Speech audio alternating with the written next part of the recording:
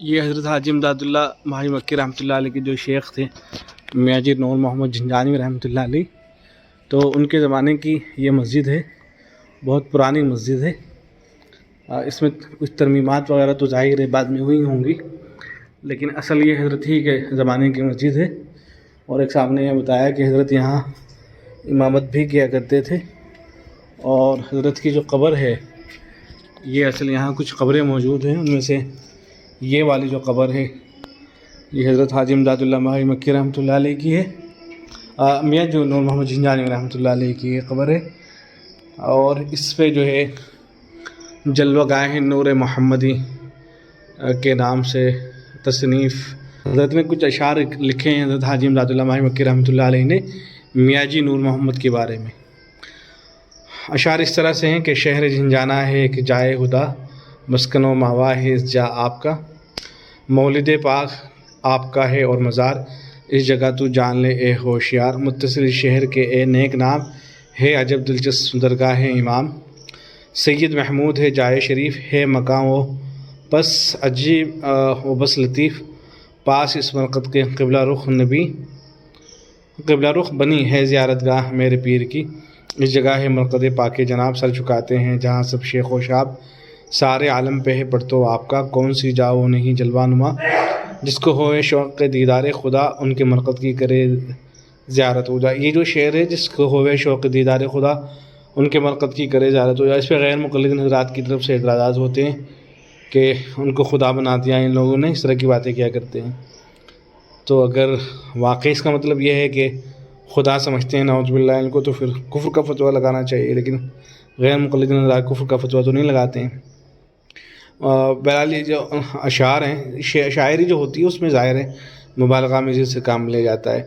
تو جس کو ہوئے شوق دیدار خدا ان کے مرقد کی کرے زیارت ہو جائے، اس کا سیدھا سا مطلب یہ ہے کہ یہاں آئیں گے تو آخرت کی یاد تازہ ہوگی، قبر پہ آئیں گے، یہ مطلب نہیں کہ یہاں آئیں گے تو قبر کو دیکھ لیں گے تو گویا کہ خدا کو دیکھ لیا، نعوذ باللہ۔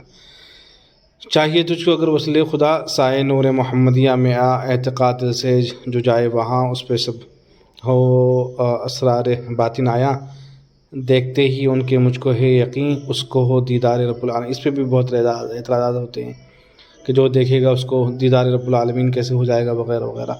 حالانکہ اس کی مراد بھی صرف اتنی ہوگی کہ آخرت کی یاد تازہ ہوگی، اللہ رب العزت کی طرف اس کی توجہ بڑھے گی۔ یہ مطلب نہیں ہے کہ جو یہاں آ جائے گا اس کو خدا کا دیدار بھی ہو جائے گا،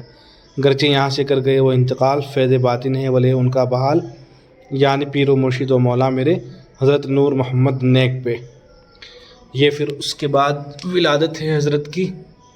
1201 ہجری اور 1786 عیسوی میں حضرت کی پیدائش ہے، اور وفات ہے 1259 ہجری 29 ستمبر جمعہ کے دن 1843 میں حضرت کا انتقال ہوا ہے، یعنی دارالعلوم دیوبند کے قیام سے بھی بہت پہلے حضرت کا انتقال ہو گیا تھا۔ یہ شجرہ ہے حضرت شاہ حاجی امداد اللہ مہاجر مکی رحمۃ اللہ علیہ کا۔ اس شجرے کے اندر وہ سارے اشعار موجود ہیں، اور حضرت تھانوی رحمۃ اللہ علیہ سے لے کر جو تصوف کا سلسلہ ہے وہ آخر تک ہمارے نبی صلی اللہ علیہ وسلم تک بیان کیا گیا ہے۔ اور اس شجرے کے اندر جتنے بھی حضرات ہیں، مثلا مولانا اشرف علی تھانوی رحمۃ اللہ علیہ، پھر حاجی امداد اللہ ماہی مکی، پھر نور محمد، پھر حاجی عبدالرشید، پھر شیخ عبدالباری، پھر شاہ عبدالہادی، شاہ عز الدین، اور پھر محب اللہ شیخ محمد اور محمدی، یہ سب بزرگان دین کے نام سے، جلال الدین، شیخ احمد عارف، اور اس سلسلے میں شیخ فرید الدین شکرگنج، خواجہ قطب الدین، شاہ معین الدین، اور مودود چشتی، احمد ابدال،